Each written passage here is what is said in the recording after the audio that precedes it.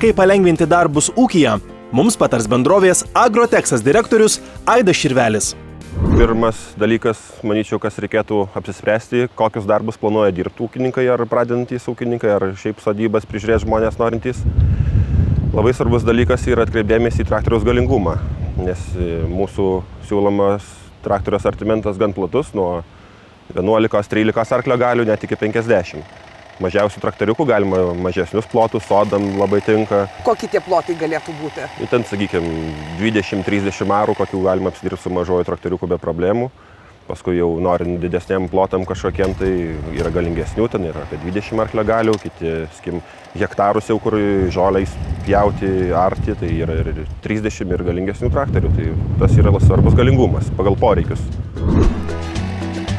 Utenoje įsikūrusios bendrovės Agrotexas direktorius Aidas Širvelis sako, jog japoniškais mini traktoriais patogu dirbti ne tik sodyboje, bet ir sodininkystės, daržininkystės ar uogų auginimo ūkiuose.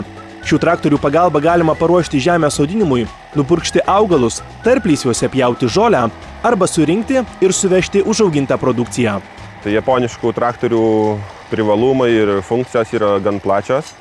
Renkantis traktorių yra dar svarbus vienas dalykas, kurį reikia atkreipti dėmesį, tai ar visais ratais varomas, ar tik tai galiniais ratais varomas, nes drėgnose vietose, kas į mišką turi, malkų važiuoja, tai ir siūlyčiau ir rekomenduočiau visais ratais varomą traktoriuką, nes jo pravažumas yra žymiai didesnis negu vienu galu tik tai varomų.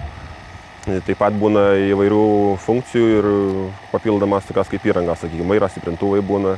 Nors jų ir taip lengviai vairai suknės, bet jeigu dedant frontalinius krūtuvus, vairo stiprintuvas irgi yra privalumas. Taipogi būna reversai, darbinio velnio greičiai būna 3-4, palėtintai yra visuose traktoriuose, blokiruoti ratų. Taip, kad jie yra tas pats kaip didelis šiuolaikiškas traktorius, tik tai mažesnių gabaritų ir visur su juo galima privažiuoti, viską padaryti. Japoniškų traktorių pranašumas yra tas, kad pirmoje eilėje jie yra labai ekonomiški.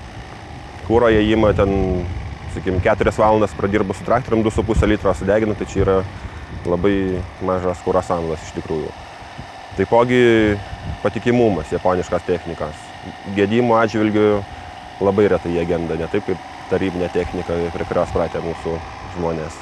Taipogi jų gabaritai labai svarbus dalykas ir visur manevringumas jų labai didelis, galima sodose po obelim važinėti ir visus duris įsukinėti, mažiausius sklepelius galima su jais įdirbti labai puikiai. Japoniški traktoriukai yra gan universalūs. Jais galima dirbti įvairius ne tik žemės ūkio darbus, bet ir prie sodybų priežiūrų, įšienavimui, vejos pjovimui. Galima arti, kaip matėte reportažė su žemės dirbimo freza. Išdirbam žemę, kuri buvo neliesta apie 20 metų. 3 kartus pravažiavus su frezai, puikiausiai galima vagelės daryti ir sodinti, sėti, ką norit. Taip pat yra žoliai smulkintuvai, yra šienui pjauti šienapjovės, įvairių kitų padargų, purkštuvai, šluotos yra šlavimui. Taip pat būna ir frontaliniai krautuvai, yra ekskavatoriai ant galo, traktoriaus tvirtinami. Taip pat traktoriukas universalus tuo, kad jisai ne tik yra skirtas žemės ūkiui, bet, sakykim, žiemai sniegui stumdyti. Dedamas ant priekio peilis, tai taip ir galima valyti sniegą su juo. Ir traktoriukas nestovi nei žiemą, nei vasarą, nei rudenį, visus jo galima dirbti kažkokius darbus. Japoniški mini traktoriai Kubota, Yanmar, Iseki, Mitsubishi, Hinamoto arba Shibaura yra su žemės dirbimo frezomis. Taip pat juos galima komplektuoti su žemės dirbimo kultivatoriais, žoliapjovėmis, šienapjovėmis ar plūgais. Smulkintuvo žolės, čia mes šienavom žolė gal kažkur 30 cm aukščia buvo jinai, bet su juo be problemų galima šienauti ir užleistas pievas, gali būti metro aukščio žolė ir dar aukštesnė ir be problemų viskas susmulkinama. Nebijo jie nei kurmiarausių, nei šakų jokių, kurmeliai gali būti viskas susmulkinama. Dirbu žemę frezą, galima iškart kabinti vagatuvą. Irgi vagatuvai būna įvairių didumų pagal traktoriaus galingumą. Mes čia naudojam 3 korpusų vagatuvą, su kurio puikiausiai galima daryti vagas ne tik bulvėms sodinti, bet ir visiems kitiems augalams sėti, sodinti viskam.